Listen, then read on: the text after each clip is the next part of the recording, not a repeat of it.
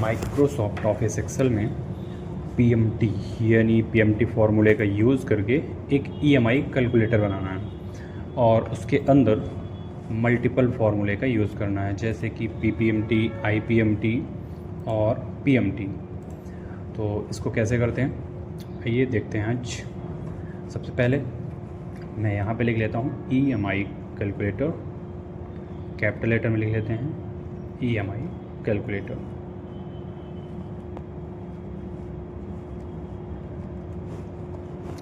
EMI calculator और इसको क्या करते हैं, सेलेक्ट करते हैं और थोड़ा सा बैकग्राउंड कलर, बोल्ड और मर्ज एंड सेंटर। इतना करने के बाद थोड़ी सी कॉलम को फिट कर लेते हैं और यहाँ पर लिखते हैं लोन अमाउंट, लोन अमाउंट यानी कि कितना लोन ले रहे हैं। इसके बाद रेट परसेंटेज में दर्ज करना है, कितने परसेंट रेट है। इसके बाद ड्यूरेशन,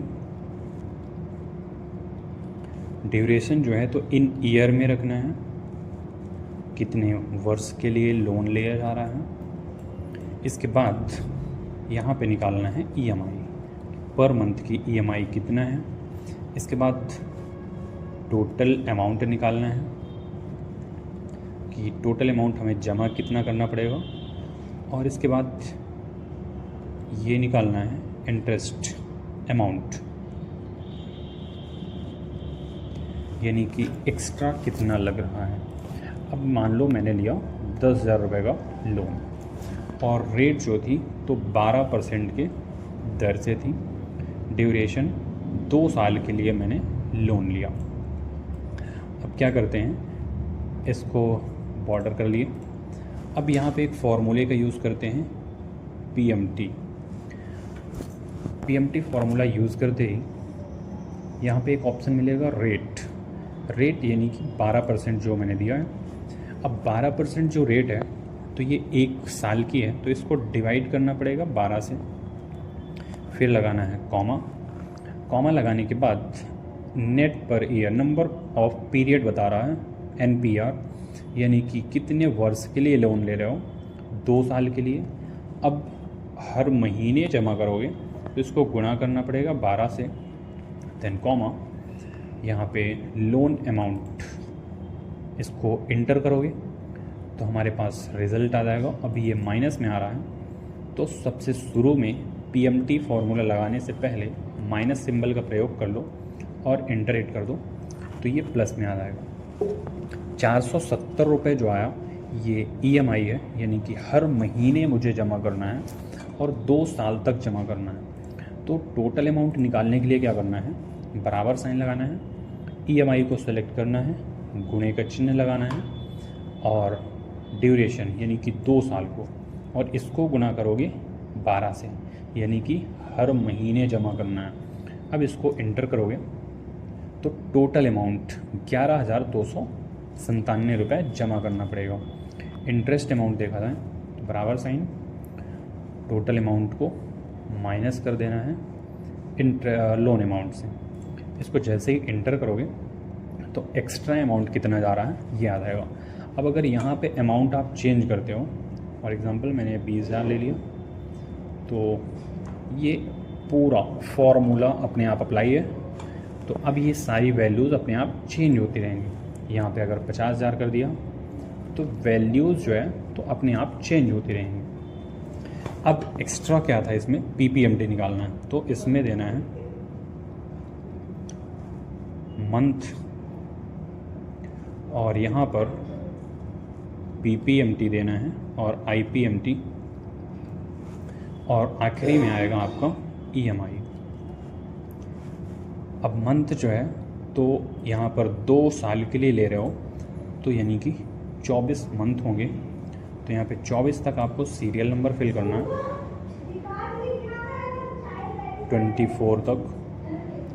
इसके बाद पीएमटी फार्मूला, पीपीएमटी फार्मूले का यूज़ करना है और सेम वही रेट यानी कि 12% जो है इसको डिवाइड करना है 12 से, देन कॉमा, पर का मतलब है पर मंथ, इसको सेलेक्ट करना है, then comma, number of period यानी कि ड्यूरेशन, इसको डिवाइड करना है, सॉरी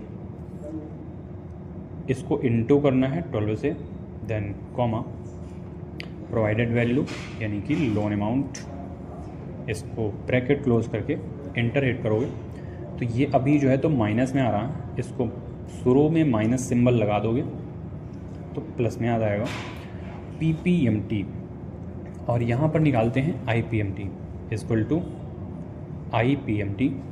सेम वही चीज़, रेट को सेलेक्ट करना है, रेट इसको डिवाइड करना है 12 से, देन कॉमा, पर मंथ, फिर से comma, number of period, into करना है इसको 12 से, देन कॉमा, प्रोवाइडेड वैल्यू यानी कि लोन अमाउंट, इसको ब्रैकेट क्लोज करके इंटर करेंगे, फिर वही माइनस में आ रहा है तो शुरुआत में माइनस सिंबल का प्रयोग कर लो तो प्लस में आ जाएगा।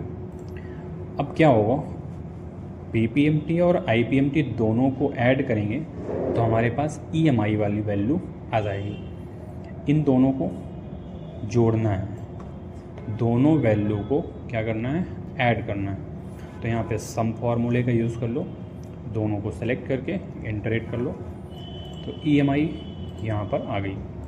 अब अगर यहाँ से वैल्यूज़ को चेंज करते हैं तो सारी वैल्यूज़ चेंज होंगी, PPMT, IPMT और EMI।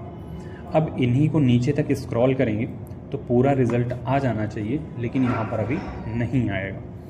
उसमें क्या होता है, एक ये जो फॉर्मूला लगाया हूँ और जो भी वैल्यूज़ यहाँ से लेके आ रहे हैं यानी कि C कॉलम से, लोन अमाउंट, रेट, ड्यूरेशन, इन वैल्यूज़ को लॉक करना पड़ता है।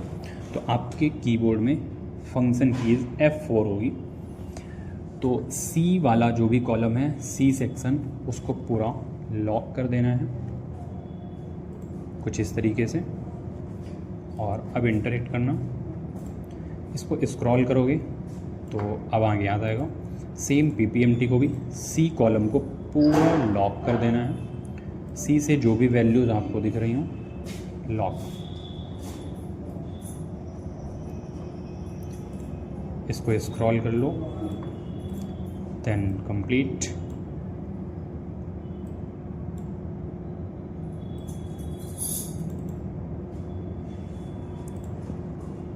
तो ये आपका PPMT और IPMT कंप्लीट हो चुका है। ये अकाउंटिंग के काम में आता है, यानी कि पर मंथ लोन अमाउंट से पैसा कितना कट रहा है और पर मंथ इंटरेस्ट अमाउंट से पैसा कितना कट रहा है, इसके लिए PPMT और IPMT होता है। इसमें देख सकते हो PPMT यानी कि प्रिंसिपल अमाउंट जो है तो कितना कट रहा, और यहाँ पर इंटरेस्ट अमाउंट, तो इंटरेस्ट अमाउंट देखो पहले महीने में 400 रुपये कट रहा और वहीं लास्ट महीने में मात्र 18 रुपये कट रहा है। अब अगर यहाँ से ड्यूरेशन कम करते हो, फॉर एग्जांपल 1 ईयर के लिए मैं ले रहा हूँ, तो यहाँ से क्या होगा, EMI थोड़ा सा बढ़ जाएगी लेकिन इंटरेस्ट अमाउंट कम हो जाएगा। इन केस ईयर यानी ड्यूरेशन को आप बढ़ाते हो, मैंने बोल दिया 5 साल, तो EMI तो कम हो जाएगी लेकिन इंटरेस्ट अमाउंट बढ़ जाएगा। 5 साल के लिए अगर लोगे तो 889 रुपये कटेगा, लेकिन 13,000 रुपये इंटरेस्ट अमाउंट कटेगा। ठीक है, तो कुछ इस तरीके से ये सारा था। आज के लिए इतना ही रखते हैं।